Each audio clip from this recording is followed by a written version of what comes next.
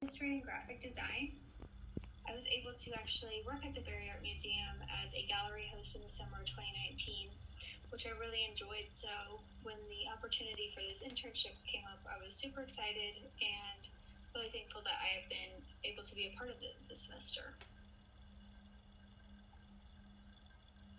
So this project actually originated earlier in the semester when I found a New York Times piece that dove really deep into a painting, and it kind of zoomed in and out and gave different pieces of information throughout it. And I recreated it with this Jules Zalitsky piece back in the beginning of the semester for a different project. And that was pretty successful, so I wanted to see if I could evolve this and push it a little bit further for my final project. So for my final project, I chose to focus on this new acquisition, Writing a New History by Ted Ellis, who he actually is now a scholar in residence here at ODU, which is super exciting. I was able to interview him, which was a great experience for me. I had never interviewed an artist, and I was super nervous at first, but there was nothing to be nervous about because he was the kindest and most enthusiastic person about his work and just super easy to talk to, which I was really appreciative of. And I originally chose this work because I thought it was reflective of our community here at ODU and the demographics here at ODU as well. So I actually created like a embeddable element that can be embedded into a website, which is an adaptation of the original project that I had done. I had to teach myself how to use a new software, and that was really challenging, but I managed to get through it, and I really did enjoy, though, being able to utilize both my graphic design skills and research and writing skills in this. I hadn't really been able to do that to this extent before, so that was really cool. But I guess I will just take you to what I made here. So like I said, this would be embedded on the Berry Art Museum website theoretically. Here we just have an overview of the painting, and you can click this little hamburger button, as we call it. It just gives a little brief overview of it, and it questions how we can advance communities of color through STEAM. And you can click this to learn more about it. And each one of these buttons here are interactive and have more information about that specific part of the painting. This one here is pretty important. It defines STEAM and what it is, which is the integration of the arts into the traditional STEM fields, which are science, technology, engineering, mathematics. And it gives examples of people throughout our history that have done this successfully, like Leonardo da Vinci and Samuel Morse, who were not only painters but also inventors. It also explains why Ellis decided to paint this A here in primary colors, just to show how the fundamentals of art and design are key to the success of STEM.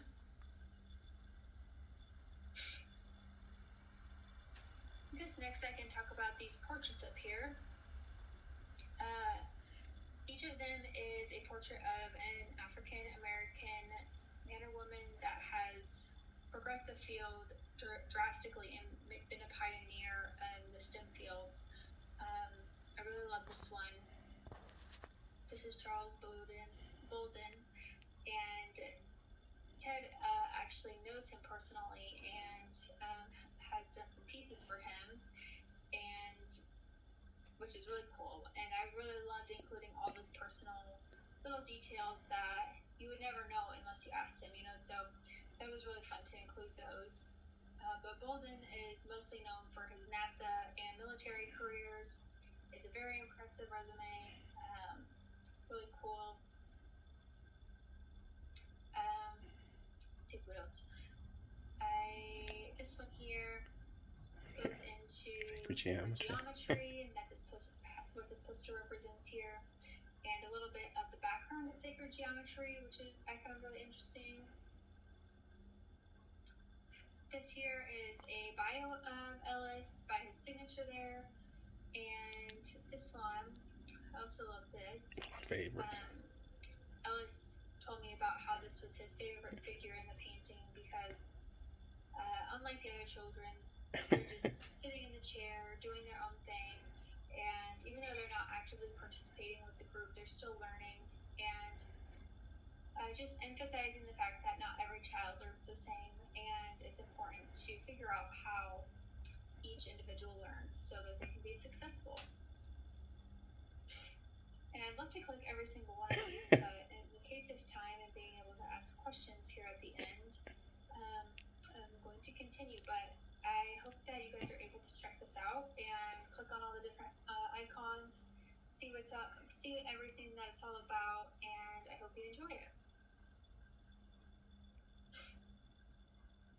And lastly, I just wanted to thank Ted and Charlotte. Ted, he was amazing and so generous with his time. Our Zoom meeting, our interview lasted almost 2 hours, and I think we could have talked for longer, but I had to cut it off at some point. And he was just super enthusiastic about being a part of this project, and his energy definitely rubbed off on me. And Charlotte, she's been amazing throughout this entire semester and gave us all great opportunities to meet new people within the community here in the Hampton Roads area. And she also helped me with this project along the way, giving me ideas and advice on how to make it better and everything. But yeah, and I want to thank you guys all for joining us today, and I would like to open it up to any questions. Thank you.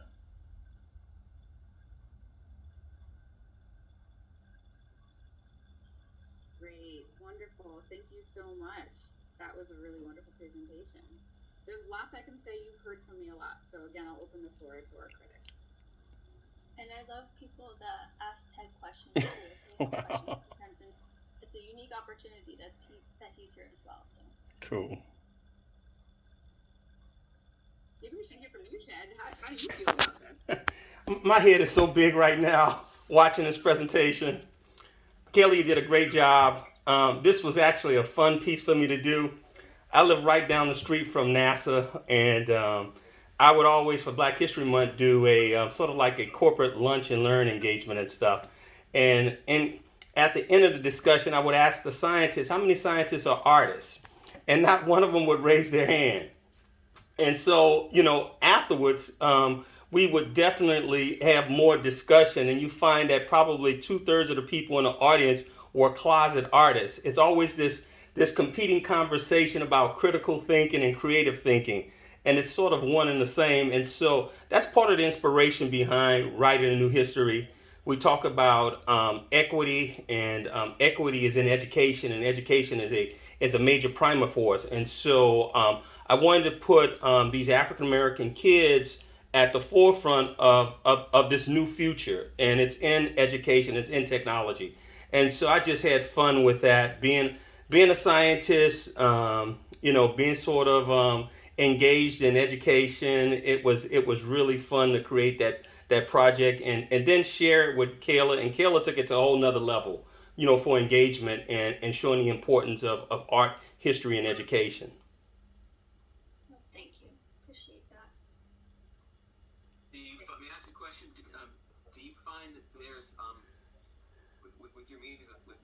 Do you find that there's a conception that you mentioned critical thinking and creative thinking?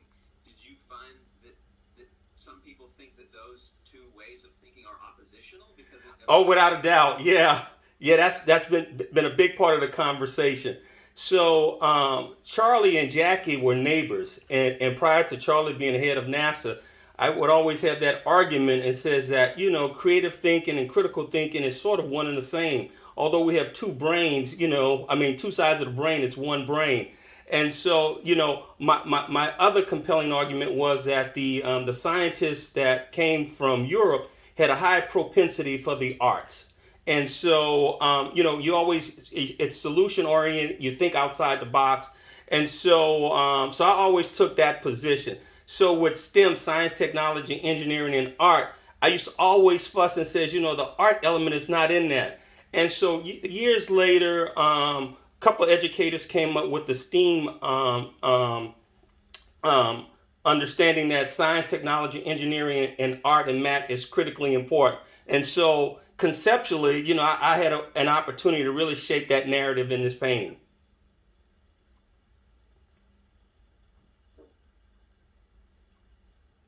I have a question for Caleb.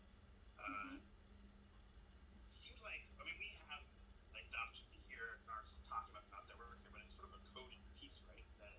And there's a real opportunity here for maybe like what you did to be integrated into like augmented reality for the Mm, museum. wow. Like if you had a tablet and you walked around and you like put the camera on it, that those buttons that you created with pop-up would just happen. Is that something